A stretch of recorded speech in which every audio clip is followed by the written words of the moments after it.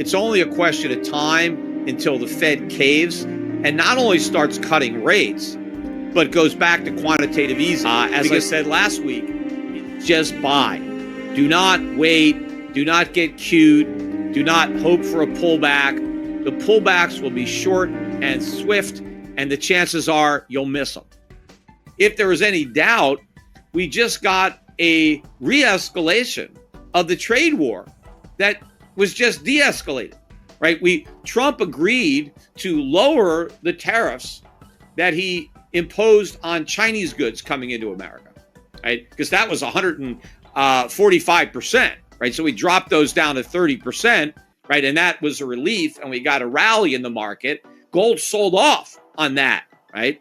Well, now, early this morning, out of the blue, Trump puts out on Truth Social that, the trade talks aren't going anywhere with Europe. I mean, I thought everybody was lining up to kiss his ass. Now, all of a sudden, we're not getting any progress. And so Trump said, I'm going to propose 50% tariffs on Europe. Now, of course, he doesn't mean on Europe. He means on Americans who want to buy European products, but he never frames it that way. But he said he's going to propose 50%. I mean, propose it to who? I thought he's the one that decides.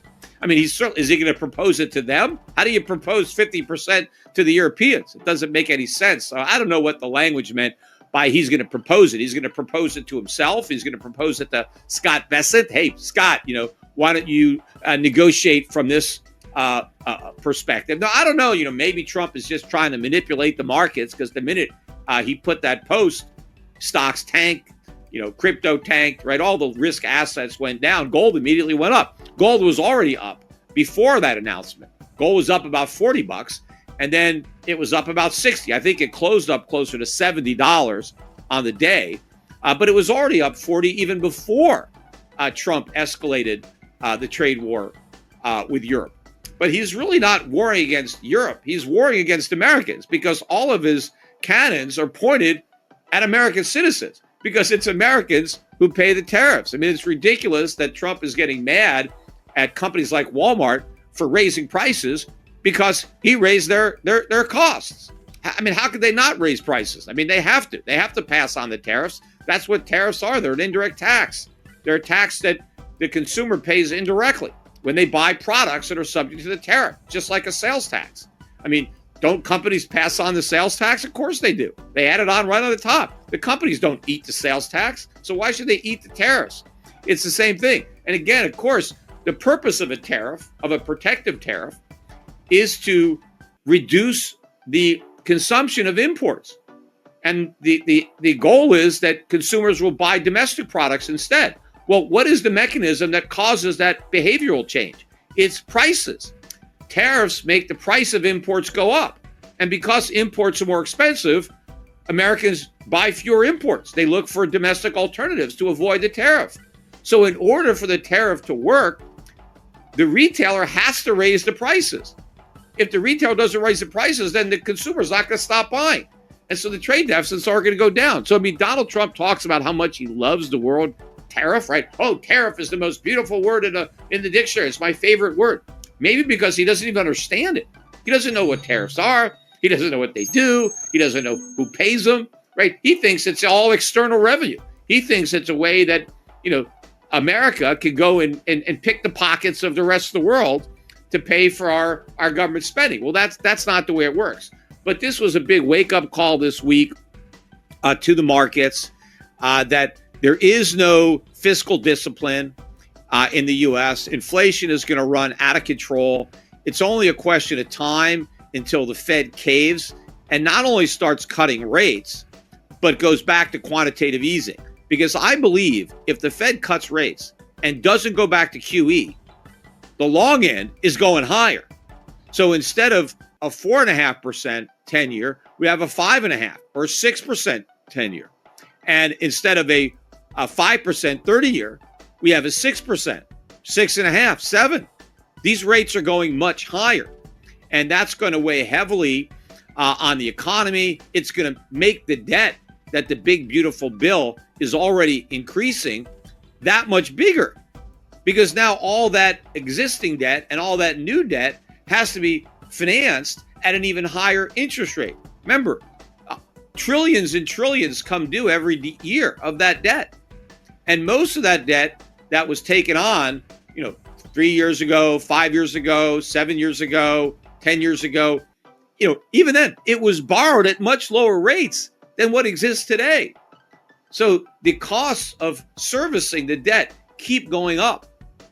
And if the Fed cut short-term rates and the long-term rates rise, that's going to force the government to keep refinancing at the short end of the curve.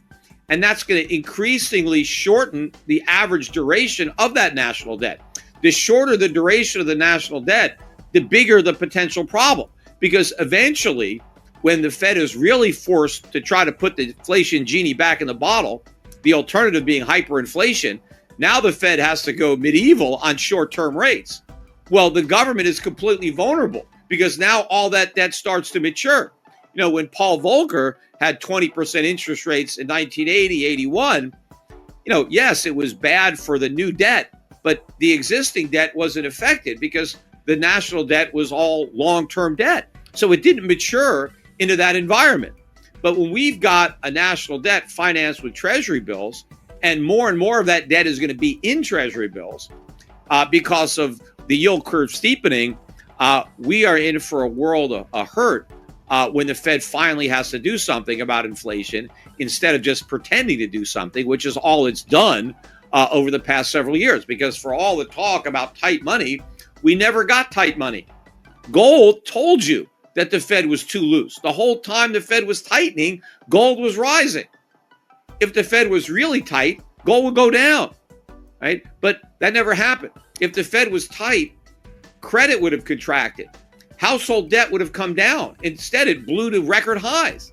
If people are borrowing money in record amounts, what does that tell you about credit? It's too easy. Look at government debt. The government deficit's exploded. That doesn't happen in a tight money environment. Tight money is tight credit. Inflation is an expansion of the money supply and credit because credit is like money. You don't need money to buy stuff if you have credit. And so as people have access to credit, they can bid up prices.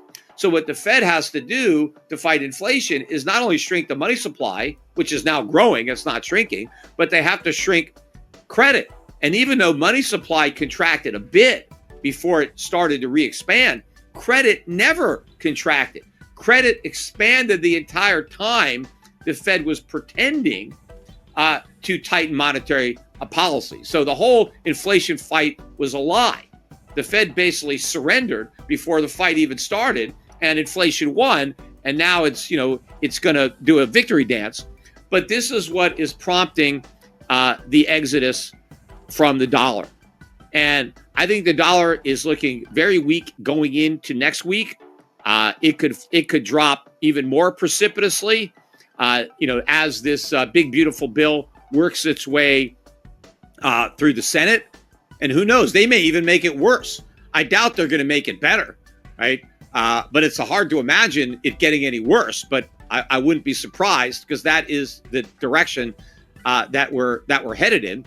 And maybe this trade war, this renewed European war, will escalate. So I think that next week should be a pretty strong week for precious metals. In fact, we had a big boom in platinum and palladium. In fact, we had one day a couple days ago, platinum prices were up 5%, now back over 1,100. I mean, platinum is still really cheap. You're buying basically 3 ounces of platinum for 1 ounce of gold.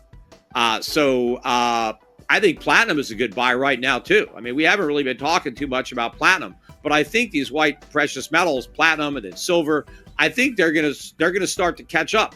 It hasn't happened yet, but that big spike now in platinum and palladium, maybe the whole precious metals complex is about to move. So it's not just gold. It's not just central banks buying gold because they're getting rid of their dollars. I think all the precious metals are going to be moving because of inflation, because of a broad-based inflation threat, de-dollarization. That process is going to accelerate, I think, in the weeks ahead. So my advice, as you're, listening to the market wrap, as I said last week, is just buy. Do not wait. Do not get cute. Do not hope for a pullback. The pullbacks will be short and swift, and the chances are you'll miss them. So I would just buy, especially, look, the silver, you've had this gift horse opportunity, silver hanging out in the low 30s, $33.50, something like that. Once we get through 35, Katie barred the door. I think we're making a beeline for 50. And then we probably will have a little bit of resistance at 50. But you don't want to buy it at 50 when you can buy it at 33.5. But I think once we get through 50, it could be a quick trip to 100. And of course, gold's not going to be at 3,400 when silver's at 100. Gold's going to be a lot higher too. But percentage-wise, I think that silver will gain quite a bit against gold. But whatever you want to buy, whichever precious metal, the sooner you buy it, the better, because the longer you wait, the more expensive it's going to be.